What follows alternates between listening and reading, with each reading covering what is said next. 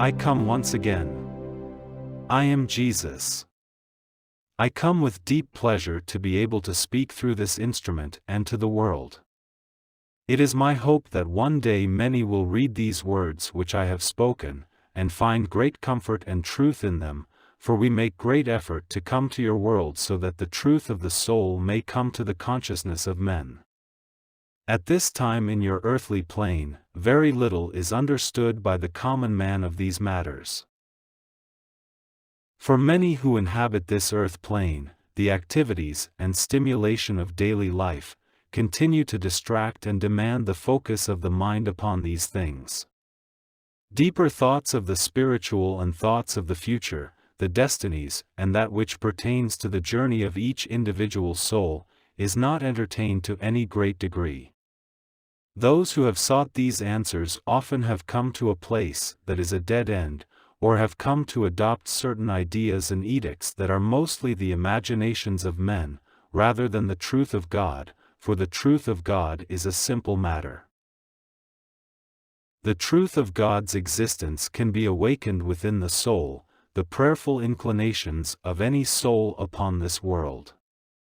Yet because of the clutter of thoughts, the distractions, and applications of the capacities of humanity to interact in your world, thoughts of God, and thoughts of a deeper self are lost in the cacophony of human endeavor. So we come to encourage you to set your sights deeper and higher, to set your sights within yourselves to that place where the soul resides, and to set your sights to God, who is outside of yourselves, yet it requires an inner acknowledgement in order to come to that place where you may understand God. The soul is a deep mystery to man. Because of this, it is difficult to speak of the soul in the language of the material existence of man and the minds of men who go about their lives identifying, categorizing, delineating, experiencing the many aspects of life in the material world. Yet, who and what motivates these expressions of the individual? Much of the thinking of men at this time is that they are the result of the mind's experiences and analysis and observation, but this is only one aspect of the experience of life. What animates the mind? What brings consciousness to the individual? How is it that you exist? These questions have long been asked, and humanity has long sought the answers. Unfortunately, humanity does not use the instruments that God has given him to answer these questions, as the faculties of the soul are the elements of man that may delve deeper than the superficial experience of the material, and go towards the spiritual experience, knowledge, and understanding that is necessary in order to understand their true nature and the nature of God. The source of your love, your positive emotions, those great feelings of expansion, of joy, of compassion and desire to be with others in love and harmony, to acknowledge your loved ones and to ideally acknowledge all your brothers and sisters with love, these things come from your natural inclinations, which originate from your soul. When we say that a soul is the image of God, we mean that these attributes of the soul reflect to some degree the attributes of God. God has deep compassion for his children. God has deep love. God has a deep desire that each and every one of you may be in close communion with him, to be in harmony with him, to know his love and to know the grace of his touch upon his children. These things can be known by both the mind and the soul in harmony with one another. Those faculties of the soul that are the natural inclinations of the individual can be readily uncovered and ignited with desire. The desire of every individual to reach above what you well know as the human condition, that condition that has been created by the mind of men and infused with other emotions and expressions that are not of the soul but of the mind. When these darker inclinations of the individual are set aside and thus man is able to dig deeper within himself and come to this awakening of deeper inclinations, even in thoughts and feelings so that these things come to the awareness of the mind, then one begins upon a true spiritual journey. Not one that is filled with speculation and analysis and the projection of mental reckonings and ideas, but one that comes from the wisdom of the soul and the knowing of the soul. Such perceptions and faculties bring one much closer to truth than the mind's ideas, which are often based on unsound truths and perceptions. Rather than set your spiritual foundation upon the sands of man's mindful imaginings, I urge you to set your foundations upon the rock that is your soul, for within your soul is much to be discovered. Within your soul are the faculties and capacities to truly understand the answers to those age-old questions. Where the mind may speculate, the soul may answer with unique and individual experiences and perceptions that come with the awakened soul.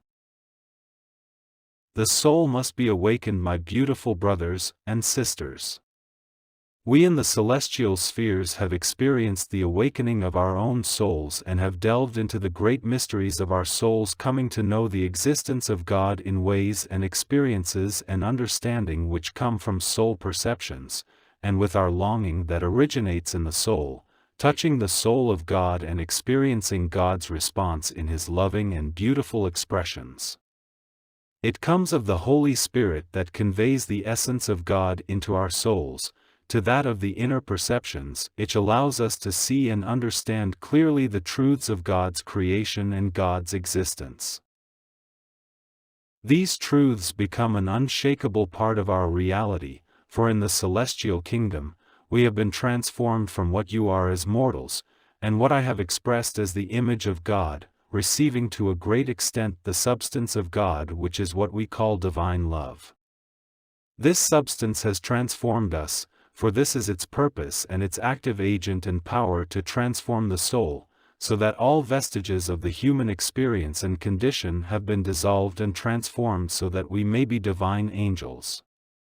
Different beings from those who are mortal and those who are in the spirit worlds, for we have indeed released our attachment to the mind, the material mind, and allowed the mind of the soul, the consciousness of the soul, to absorb the other mind, this mind that you all cherish so deeply and nurture so intently.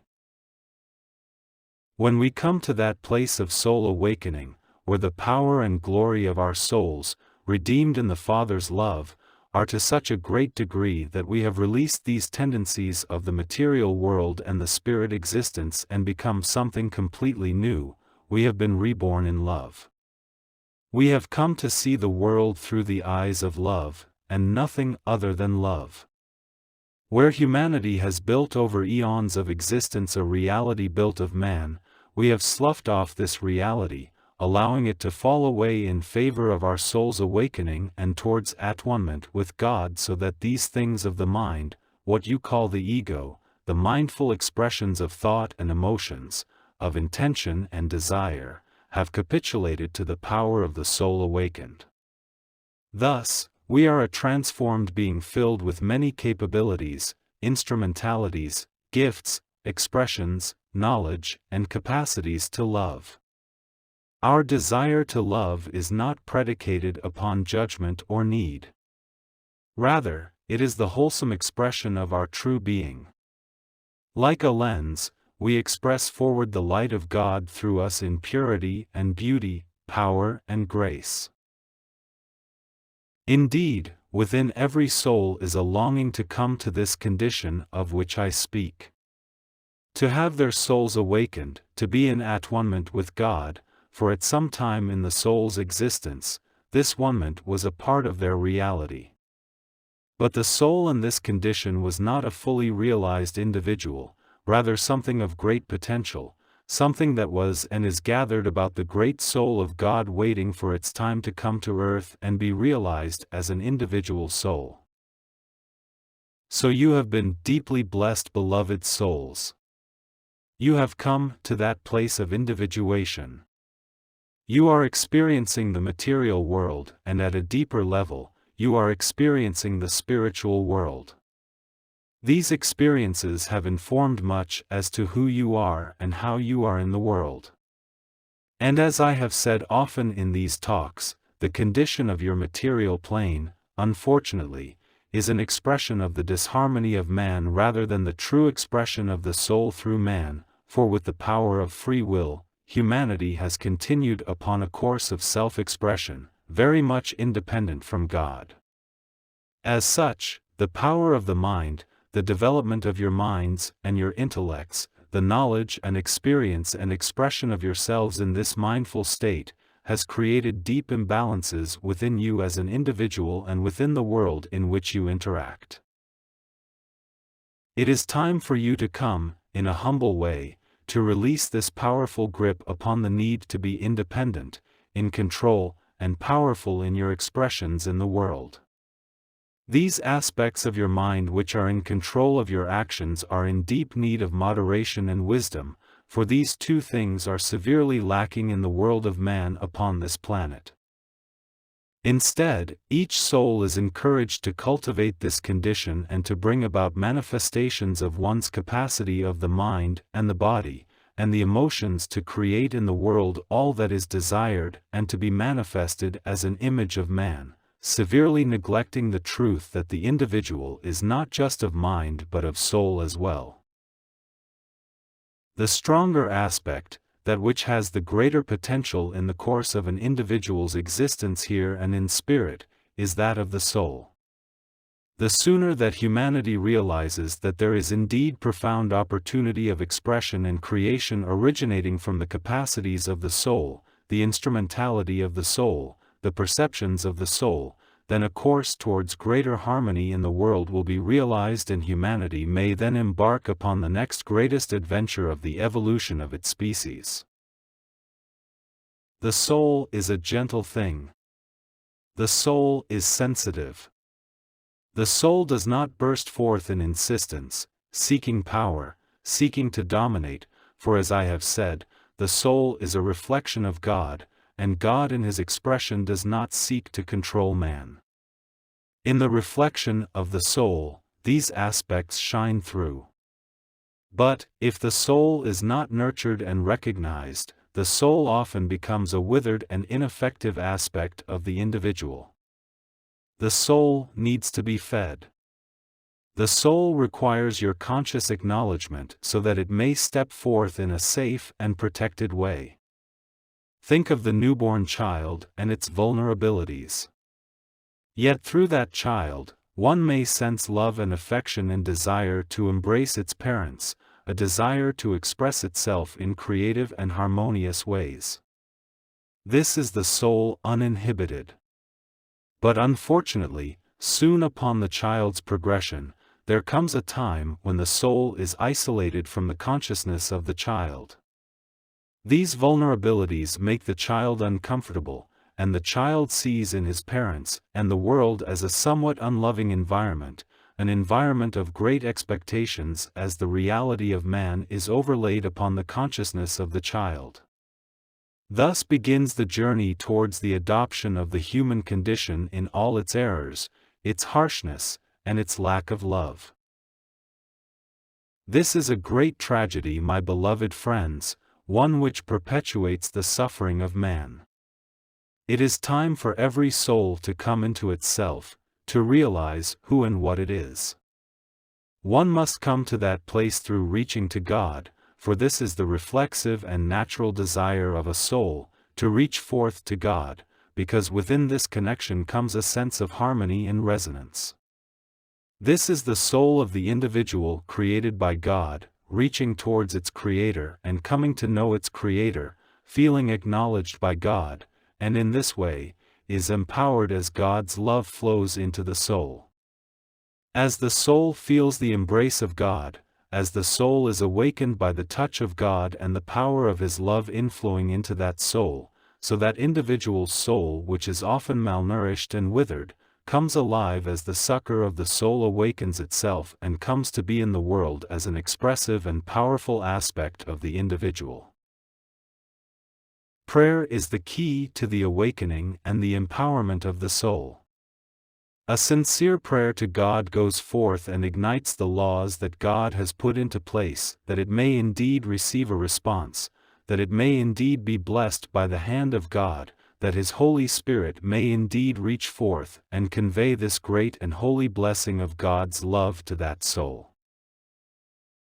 Though the soul may indeed have a limited awakening through the cleansing of the mind, the higher thoughts and desires of the mind for spiritual fulfillment and knowledge, for this too brings responses, not only from God, but from those bright spirits that are in the world of spirit.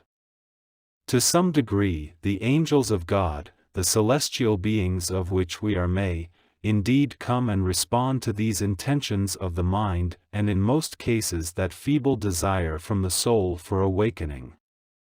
Yet, much is accomplished through a well-intended prayer, one which is pure, one which is focused upon God. I must say, that there are many efforts in the world, expressed through the bright spirits and the angels, to help uplift humanity, to inspire humanity towards greater light and greater attentions towards their souls. This will continue until that time of our work is finished, and we will gather within the celestial heavens and continue upon our journey of soul awakening and development, for this journey is infinite and it will never cease. Yet our time now is to put great effort into awakening and inspiring the souls of men, for this task is immense. This task is expressed by the desire of every soul, who is in the light, to bring their brothers and sisters into light. Many are engaged in a variety of ways to touch the hearts of men. God has ensured that spirits and angels of light may indeed come and assist humanity, for without this assistance, your plane would be of great darkness and have within it a sense of futility and hopelessness. It is the efforts of we in spirit, who continue diligently to reach forth to humanity, to help uplift and educate and inspire so that humanity may indeed seek and aspire towards things of the spiritual, things of the soul, things of God. Many individuals are distracted and do not hear our voices or feel this influence, for the power that we have is to suggest and influence, rather than control and direct in a way that the individual soul cannot resist. This does not express the true laws of God, for each has within them the gift of free will and may decide for themselves the direction of their lives and the expressions of their beings in the world. We make great effort, however, and exert great effort to help influence humanity from the very humble individual to those who are leaders and have power in the world. We continue to exert ourselves in a way that they may be uplifted and may decide to take a course of action that is of light, rather than darkness. So we influence the minds of men and the souls of men. This we are doing at this time through this instrument and through many other channels and ways and means of communicating with humanity. Our great effort is often merely to accompany an individual in their daily tasks and their prayers, so to put some light around them that they may not be influenced by the dark forces, which are the lower spirits of the spirit world and the lower thoughts that are always present in your world. This task brings some results. Some are deeply affected, while many are not, but we persist and we do so in our love and dedication to God and to all of God's children, for each and every child of God is given a blessing of light in some fashion, and in some way, so that they may be uplifted.